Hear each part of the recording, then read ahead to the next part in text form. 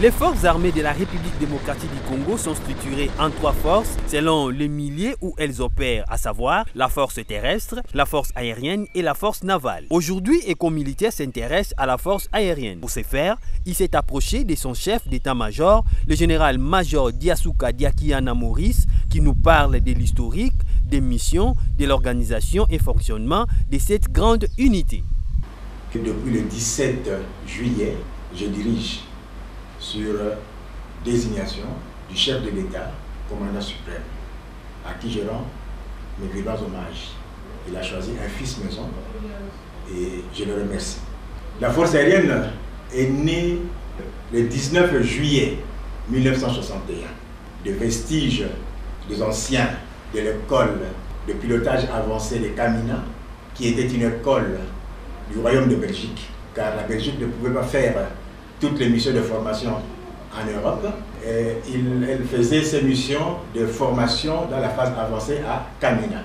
Ainsi donc, avec ces vestiges des anciens de l'école de Kamina, ainsi que quelques élèves venus de l'école de Kananga, on a envoyé le premier stagiaire en formation en Belgique, à Gonsencourt, en 1962. Mais malheureusement, la formation n'était pas achevée. La Belgique n'avait pas donné grande satisfaction. Le pays s'était décidé de se tourner vers l'Italie. Les premiers pilotes militaires furent formés en Italie à partir de 1963. D'ici là, d'autres pays avaient donné voix aux formations de pilotes congolais. La France, la Grande-Bretagne, les États-Unis et l'Égypte. Il y en a plusieurs, tout ça. Mais la véritable force aérienne a commencé en 1970 avec l'acquisition de fameux avions que vous avez connus dans son temps, le Sukisa, qui était le MB326. Au-delà de cela, il y a eu aussi d'autres avions qui s'étaient entrés, particulièrement le C-130 Hercule, qu'on appelait l'Ibumundunda, de Zaïre, donc la République démocratique du Congo, fut, avant la Belgique, avait acquis cet avion là-bas et volé des pilotes congolais, pas des étrangers, des Congolais qui volaient ces avions-là. Vers les années 75, la République du Zaïre, alors actuellement République démocratique du Congo, avait acquis le Mirage, le premier pays africain du Sud à avoir un avion supersonique, donc un avion qui vole au-delà de vitesse de son. En 1979, il y a eu une tentative parce que déjà l'école de Kamina fonctionnait avec des pilotes congolais, donc des instructeurs congolais. Mais ensuite, vous-même vous avez connu le problème que la République du Zaïre avait connu en 1984. L'école avait fermé, mais sachez-le que dans cette école-là, on avait formé aussi des étrangers. Les étrangers étaient formés dans cette école, particulièrement les Mauritaniens, les Ivoiriens, les Togolais, étaient formés ici à Kamina. En 1999, nous avons fait une tentative de reprendre cela ici à Kinshasa. Malheureusement, ça n'a pas marché. Mais nous avons formé 4 pilotes filles ici en République démocratique du Congo. Je ne pourrais passer sous silence aussi ceux qui ont dirigé la force aérienne, parce que c'est aussi l'historique.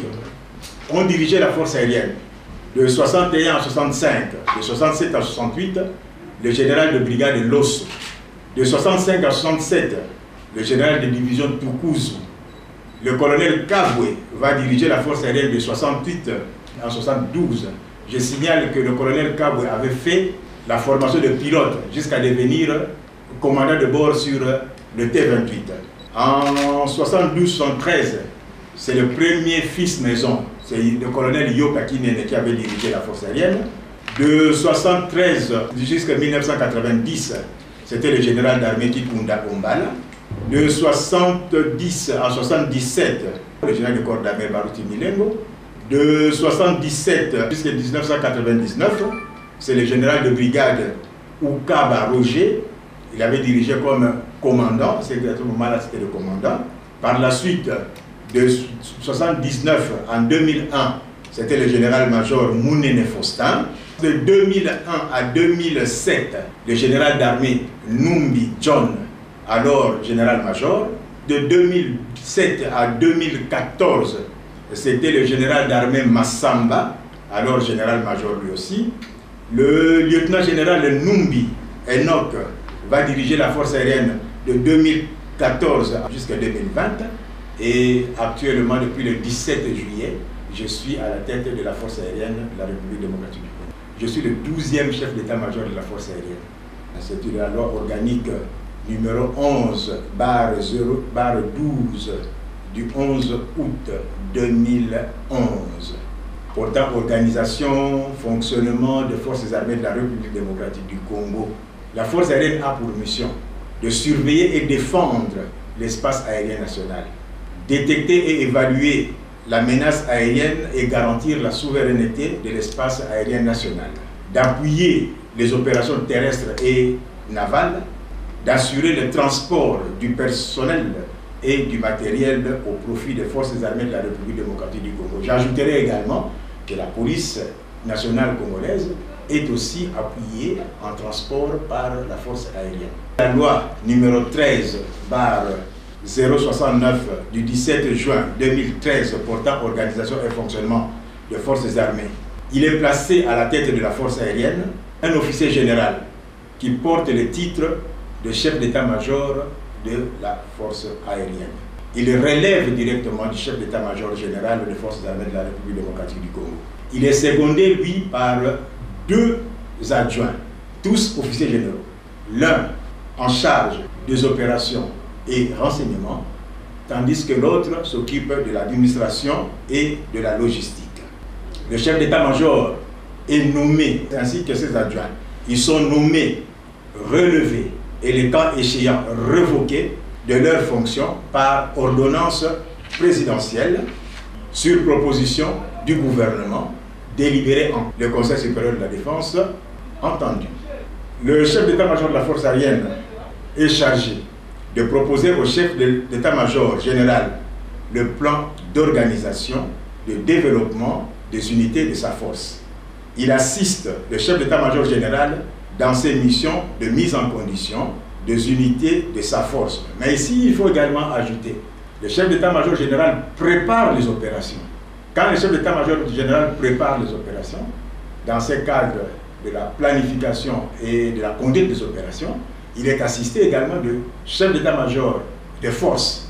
Toutes les autres missions sont des missions normales, qui est égale à la force terrestre comme à la force navale. Mais plus, il doit appliquer les directives et les instructions du chef d'état-major général dans le domaine de la mise en condition.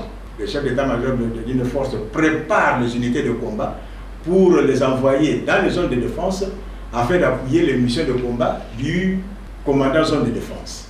La zone de défense conduit les opérations. Le groupement aérien apporte au commandant zone de défense tout ce qu'il a besoin en appui-feu. Nous utilisons le vecteur piloté à voilure fixe comme à voilure tournante. Voilure fixe, ce sont des avions. Voilure tournante, ce sont des hélicoptères. Donc le commandant groupement aérien donne le feu qu'il faut pour le commandant zone de défense.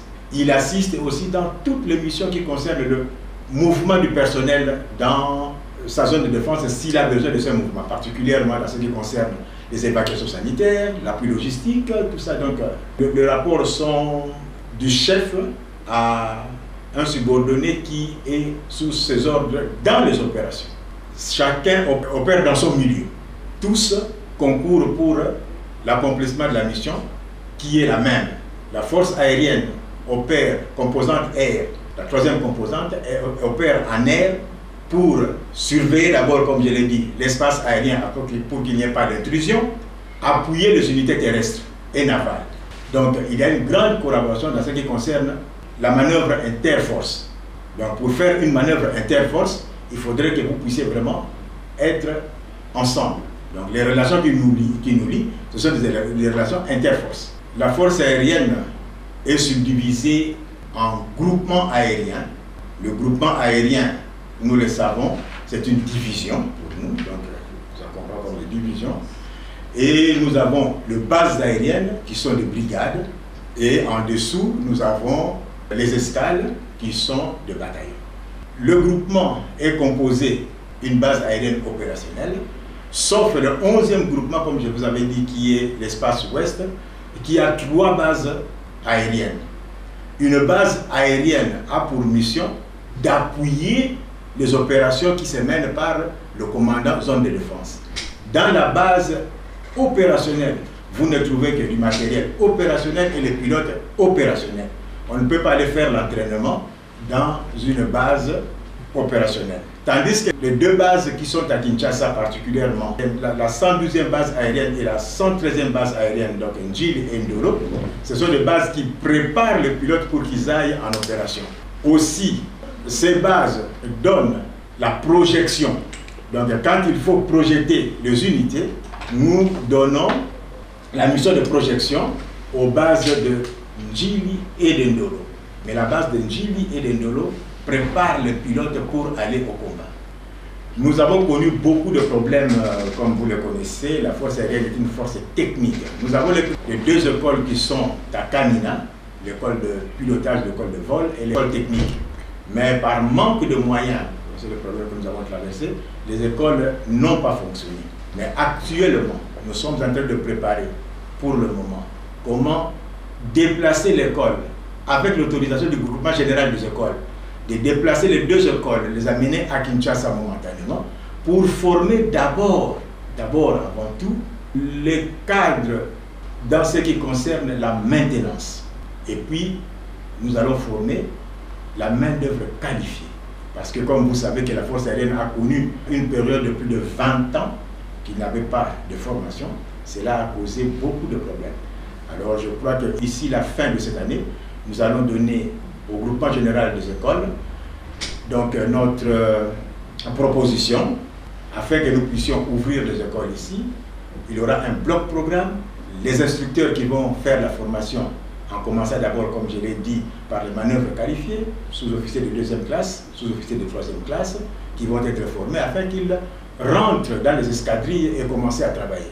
Et par la suite, nous allons commencer à voir un peu comment partir avec la formation des pilotes, externaliser la formation initiale et ou soit le faire nous-mêmes. On pourra peut-être commencer par l'externalisation, qui est aussi un mode pour essayer de minimiser les coûts. Effectivement, vous avez vu l'hélicoptère qui est arrivé. Il y a des jeunes qui sont là actuellement. Notre souci est de faire la formation complètement des jeunes parce que la vieillesse part, mais la jeunesse doit arriver. C'est pourquoi je vous ai dit que ça s'est interrompu un peu, parce que les pilotes que vous venez de voir ont été formés en Biélorussie et en Ukraine. Nous allons faire en sorte que nous puissions externaliser la formation initiale. Nous sommes en train de prendre déjà des contacts avec certaines maisons. Nous allons soumettre cela à l'autorité, si on peut externaliser, afin que nous commencions dès 2021 la formation initiale au Congo, afin de limiter le coût. On peut former jusqu'à la phase basique.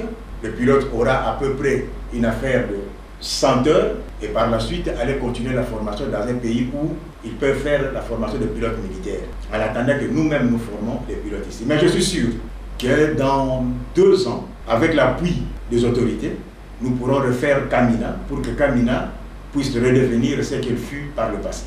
La contre-attaque qu'avait décidé le chef d'état-major général en octobre de l'année passée, nous avons déployé directement 3 avions de combat et un hélicoptère de combat. Sans oublier que nous avons mis également 3 hélicoptères de manœuvre. Donc l'hélicoptère qui sert à donner au commandant zone, au commandant secteur, la mobilité. On appelle ça hélicoptère de manœuvre ou hélicoptère de transport. Effectivement, nous avons participé à la prise de Madina. C'était grâce aux avions de combat, de Sukhoi que nous avons. Nous continuons. Je crois que ce matin, vous avez vu également le départ d'un autre hélicoptère de combat. Le 2e hélicoptère de combat est parti également là-bas. Nous allons avoir 2-3 hélicoptères de combat pour appuyer les opérations dans la zone est de la République démocratique du Congo. Tout juste à l'entrée du nouveau chef de l'État, commandant suprême, il m'avait chargé, par la voix du chef d'état-major général, de faire une étude afin de trouver le matériel qui convient actuellement. Nous sommes en pourparlers. N'eût été cette Covid-19, le 30 juin passé, vous allez déjà avoir un nouveau matériel pour voler sur le ciel congolais. Mais cela n'est pas trop tard. La volonté du chef de l'État est que nous puissions équiper cette armée et je suis sûr que les autorités mettront tous les moyens qu'il faut pour que nous puissions acquérir le matériel qu'il faut. Mais le matériel que nous avons, le vieux, nous le remettons en état pour faire cette transition. On ne peut pas rester sans avoir de matériel, mais nous allons faire la transition. Et ce matériel convient également, parce que le Sukhoi 25, c'est un avion qui vous transporte 6 tonnes de bombes, J'avais transport de 6 tonnes de bombes. Et c'est bon. Comme je l'ai dit au départ, donc, passer sur un matériel, ça demande toujours une période. Les pilotes qui ont été formés actuellement, ce sont des pilotes congolais qui sont de conversion. Il y a quelques équipements qui manquent. Nous avons sollicité ces équipements.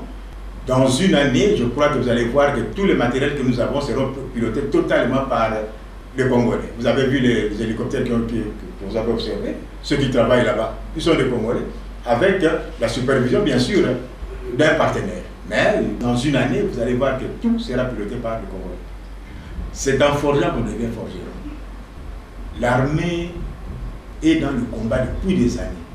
Je suis sûr qu'avec un matériel encore plus puissant, la République démocratique du Congo pourrait même passer parmi les premiers pays. Vous savez que d'autres pays sont favorisés quand on les envoie dans les missions extérieures par les Nations Unies. Et là, ils partent s'entraîner. Mais nous nous entraînons sur notre propre terrain et nous sommes capables de déployer maintenant des éléments à l'extérieur. Vers les années 75, on nous avait même envoyé au Tchad pour appuyer les Français. Au Togo, nous sommes partis. Donc, on peut reprendre ces places-là. Il faut avoir seulement la volonté politique. Et je suis sûr que l'autorité qui est actuellement en place, il a cette volonté politique. Et dans un avenir proche, non pas seulement 8e, mais je crois qu'on pourrait même être parmi les 4 premiers. Ah là là, malheureusement, c'est ce qui est vraiment triste. Parce que nous avons formé 4 filles en 1999. Mais comme ça a pris du temps pour aller à l'extérieur, les 4 filles, une, vous l'avez vu, qui était là, Nadine. Nadine est formée, elle est pilote, elle peut voler.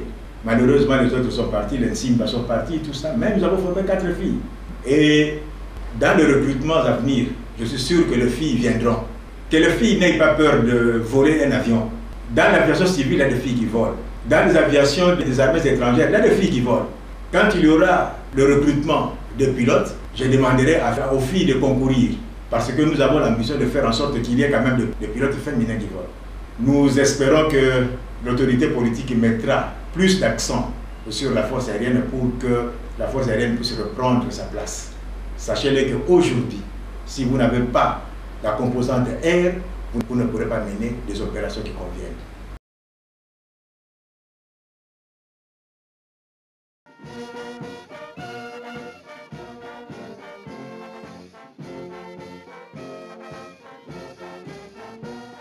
Après sa visite du commandement et d'inspection médicale aux unités du corps de santé militaire de la garnison de Kinshasa, le commandant du corps de santé militaire, le général-major Ngomo Wenenda Monique, a clôturé sa tournée d'inspection médicale. C'est samedi 3 octobre 2020 à la 33e zone sanitaire à l'est de la République démocratique du Congo. Cette visite avait pour objectif de s'enquérir des réalités dont fait face les unités de ces corps. Le général-major Ngomo a visité successivement les centres et hôpitaux militaires de Goma, Bukavu, Beni et Kisangani. L'état-major de la 33e zone militaire de référence, centre d'instruction Lokosa, centre de santé militaire Camp Ketele, centre de santé militaire lieutenant général Baouma, l'hôpital militaire régional de Goma et les dépôts pharmaceutiques de Goma, l'hôpital militaire de la garnison de Beni et de Bukavu. Partout où elle est passée, le commandant du corps de santé militaire a exhorté les commandants de ces centres de santé à la discipline, à la conscience professionnelle, à la sudité, à la méritocratie et à l'unité. Chaque commandant de centre de santé a présenté son unité respective et formulé quelques recommandations auprès du commandant. Pour terminer, le général Ngomo, commandant du corps de santé militaire, s'est exprimé en ces termes. Je suis en tournée d'inspection des unités médicales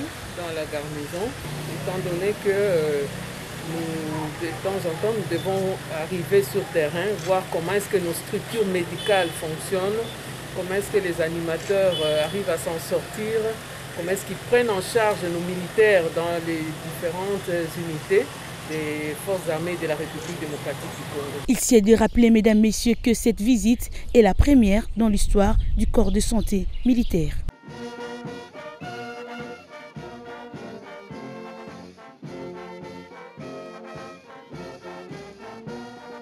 Restaurer la discipline, l'ordre et la sécurité dans les camps militaires de la garnison de Kinshasa, tel est le cheval de bataille du commandant de la 14e région militaire et commandant place ville-province de Kinshasa.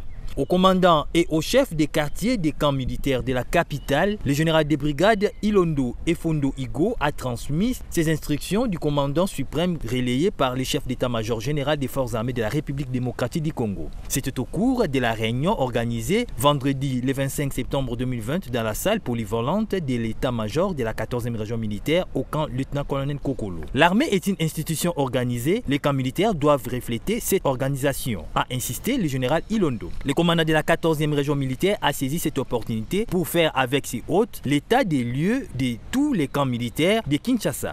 Cet état des lieux a permis l'examen des causes réelles du désordre et de l'insécurité dans les camps. Les propositions ont été faites pour leur éradication. Voici quelques précisions par le général Ilondo lui-même. Nous avons reçu les instructions et à chef de l'État, le commandant suprême. Nous avons aussi instructions à chef de l'État-major général. On a comment le camp il y a Kobeba, Nabosoto, na salité, Koulou na insécurité, Bamoto, Babare, Banganda, Lotoko. Donc c'est impossible. Fallait aujourd'hui vous avez mesure pour que tu mettes fin à cette histoire. Quand est comme lié, il y a sécurité comme les Alagakala, une société organisée disciplinée. Mesure à Liboso, d'abord, il faut s'attaquer à détruire. Oh, nous sommes nganda ya loto, nganda ya bangi. Parce qu'il y a un monde qui a qui Batouana, Bakuluna, Bazako, mais la même tard la nuit, pour la donc il faut détruire tout ça.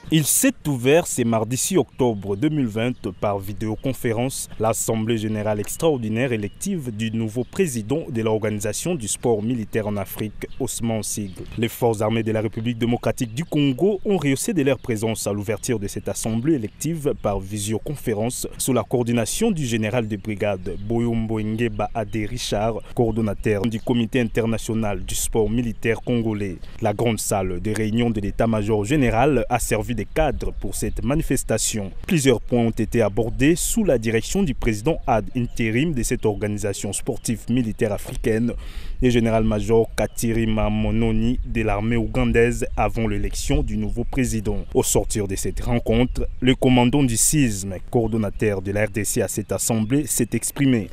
La RDC étant pays membre de l'OSPOR et membre du comité directeur local, nous avons droit de voter. Et les candidats qui sont là sont tous les anciens membres du CISM, sont les membres de l'OSPOR et les généraux qui sont présents dans ces activités-là doivent tout faire pour que le sport en Afrique aille de l'avant. Pour nous, et nous devons faire la même chose pour que le sport d'arrière ici aille de l'avance. Il y a 3 généraux candidats. Pour moi, je suis mon candidat à mon tour. Je ne sais pas voter demain. Je dois prendre ma position aujourd'hui.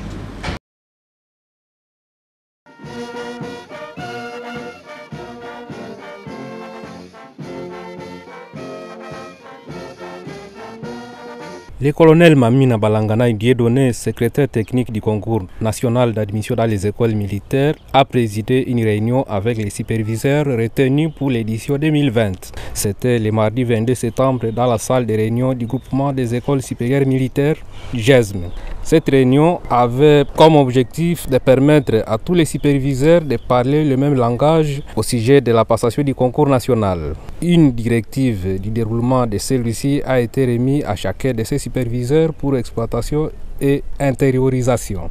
Au sortir de la salle, le colonel Mamina est revenu sur l'essentiel du briefing et les mois de la passation du concours national. Il a à cet effet lancé un message de sensibilisation à l'endroit de tous ceux qui traînent encore les pas pour déposer leur dossier pour servir les pays sous les drapeaux. Avant qu'ils puissent partir, on doit se réunir pour pouvoir parler le même langage et appliquer les mêmes procédures partout, que ce soit à Kinshasa, Lubumbashi ou à Chikapa ou à je ne sais pas, Manono, Kalemi, on doit appliquer les mêmes procédures. Et c'est pour ça qu'on se réunit pour procéder aux différents réglages. Le CONAT a plusieurs facettes. D'abord, vous avez dit que le Covid a empêché sa tenue à la date normale, disons. Maintenant, le Covid n'est pas fini. C'est-à-dire qu'on doit réfléchir pour que le CONAT se tienne dans des conditions de sécurité, disons, de manière à ce qu'il n'y ait pas de contamination pendant le concours. Et lorsque nous serons prêts, nous avons fait un rapport pour dire que voilà, nous sommes prêts à commencer. Nous commençons certainement début novembre, mi-novembre. D'une manière générale, j'invite tout le monde, civil comme militaire, à ceux qui sont éligibles au concours, de le passer. L'armée a besoin de renouvellement, l'armée a besoin de continuellement. Et c'est grâce au concours que l'on accède à différents niveaux.